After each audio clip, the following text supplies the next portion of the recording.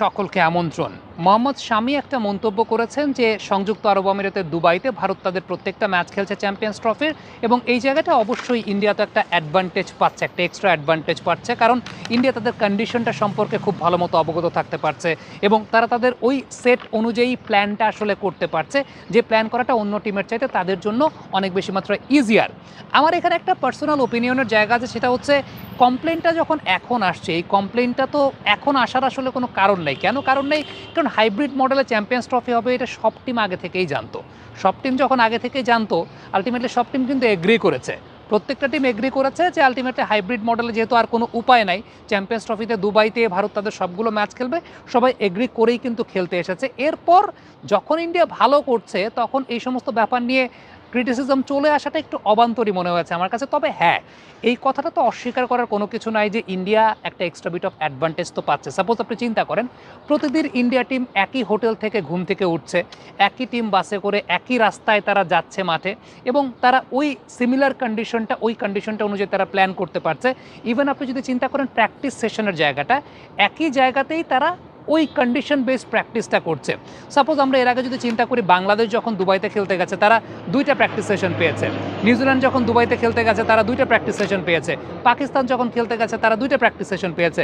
India কিন্তু ultimately তাদের entire practice সেশনগুলো দুবাইতেই করছে। সো কন্ডিশনটার সঙ্গে তারা অনেক বেশি মাত্রায় ইউজ টু। আর অন্যান্য টিমের ক্ষেত্রে যদি চিন্তা করেন, সাপোজ নিউজিল্যান্ড পাকিস্তানের কন্ডিশন থেকে খেলে এসে দেন তাদের রিঅ্যাডজাস্ট করতে হয়েছে আবার সংযুক্ত আরব আমিরাতে, আবার ফাইনালে তাদের আরেকটা নতুন অ্যাডজাস্টমেন্ট করতে হবে। হ্যাঁ, তারা হয়তো বা অন্য টিমগুলোর চাইতে একটু বেটার অ্যাডভান্টেজ পাবে, কারণ দুবাইতে তারা 2টা ম্যাচ খেলতে যাচ্ছে।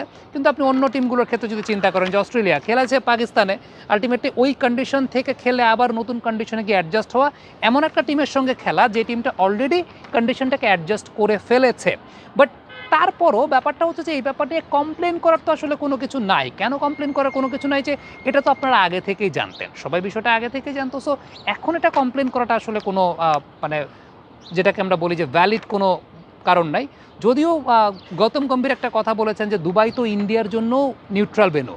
এমন না যে বিষয়টা যে ইন্ডিয়া দুবাইকে খুব ভালো মতো চিনে, বা দুবাইতে লাস্ট তারা কবে টুর্নামেন্ট খেলেছে। তবে প্রসঙ্গটা ওই জায়গাটাতে যখন এই টাইপের স্লাগিশ কন্ডিশন বা একটু স্লোইশ কন্ডিশন বা একটু স্টিকি কন্ডিশন, এই টাইপের কন্ডিশনে হয় কি, যে যত বেশি ম্যাচ খেলে সে তত বেশি ইউজ টু হয়।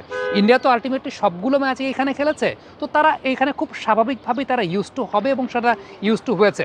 রোহিত শর্মা আবার আরেকটা মন্তব্য করেছেন যে উইকেট তো এক এক দিন এক এক রকমের নেচার করছে, অর্থাৎ প্রতিদিন যে একই টাইপের উইকেটে খেলা হচ্ছে বিষয়টা সেরকম না।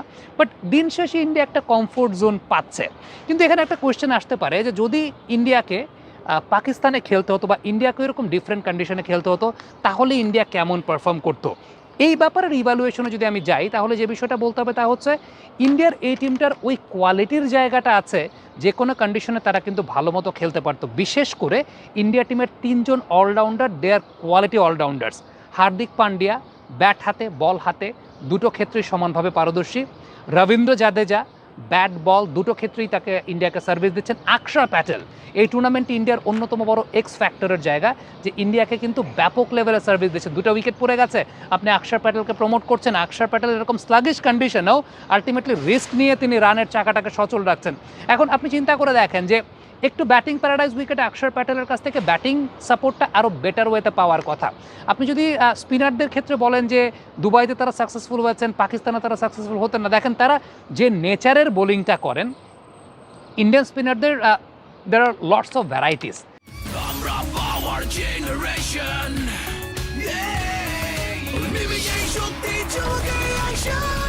পাওয়ার চুমুকে অ্যাকশন। তাদের সেই ভ্যারাইটির জায়গাটা আছে, তারা সেই ভ্যারাইটির জায়গাটা ওইভাবে ইউটিলাইজ করতে পারেন। আমরা দেখেছি আকশার প্যাটেল সাইড স্পিনও বল করেছেন, আবার ওভার স্পিনও বল করেছেন। রবীন্দ্র জাদেজা সাইড স্পিনও বল করেন, একটু 84-85 কিলোমিটারও বল করেন, আবার 95-96 কিলোমিটারও বল করেন।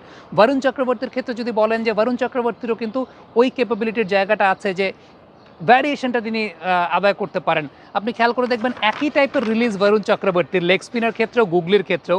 তবে সেখানে সিম পজিশনে ভ্যারিয়েশন আছে, লেগ স্পিন যখন করছেন ওভার স্পিন গ্রিপে করছেন, আবার যখন গুগলি করছেন তখন স্ক্র্যাম্বল সিমে করছেন, কিন্তু আবার লাস্টের দিন আমরা দেখতে পেয়েছি ব্রেসওয়েলকে যে বলতে লেগ স্পিন আউট করেছেন সেটা আবার স্ক্র্যাম্বল সিমে ছিল। So lots of variation. তো আলটিমেটলি আপনি যদি একেবারে ঢালাওভাবে বলেন যে হ্যাঁ ডেফিনেটলি ইন্ডিয়া অ্যাডভান্টেজ পাচ্ছে, অ্যাডভান্টেজ যে পাচ্ছে না এটা তো আমার কাছে মনে হয় যে মোহাম্মদ শামি পর্যন্ত স্বীকার করেছেন, মোহাম্মদ শামি পর্যন্ত স্বীকার করেছেন যে ইন্ডিয়া অ্যাডভান্টেজ পাচ্ছে, বাট ইন্ডিয়ার ওই কোয়ালিটির জায়গাটা আছে অ্যাডভান্টেজটাকে ইউটিলাইজ করা, এই ব্যাপারে কোনো সন্দেহের জায়গা নাই। ইভেন আপনি যদি ব্যাটিংয়ের পার্সপেক্টিভে চিন্তা করেন, তারা যেভাবে টিম কম্বিনেশনটা প্ল্যান করা, রোহিত শর্মা ইম্প্যাক্ট ইনিংস খেলবে, শুভমান গিলদেরকে বড় ইনিংস খেলার সুযোগ করে দিবে, বিরাট কোহলিদেরকে বড় ইনিংস খেলার সুযোগ করে দিবে, বিরাট কোহলি আবার on the other hand strike রোটেশনটা অন্য যে কারো চাইতে প্রমিনেন্ট। এখন আপনি যদি বলেন যে বিরাট কোহলি যদি এই কন্ডিশনে স্ট্রাইক রোটেশনটা অত ভালো করতে পারেন, পাকিস্তানের কন্ডিশনে বিরাট কোহলি কী করতেন সেটা আপনি খুব ভালো মতো বুঝতে পারছেন। শ্রেয়াস আয়ার এই টাইপের কন্ডিশনে যেভাবে বড় শট খেলছেন সেটা তিনি ওই কন্ডিশনেও আরও বেটার ওয়েতে খেলতে পারতেন। So it's all about quality. হ্যাঁ, কন্ডিশনের ফেভার ইন্ডিয়া পাচ্ছে, একই কন্ডিশনে সেম জায়গায় খেলা হচ্ছে, but on the other hand তাদের সেই কোয়ালিটির জায়গাটাও আছে।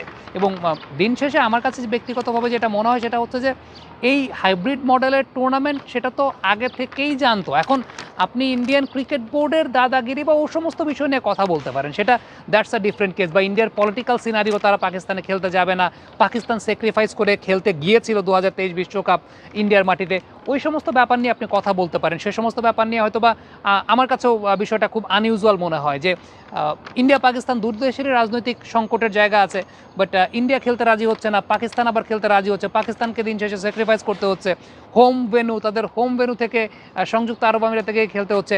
এটা definitely injustice for Pakistan, no doubt about that.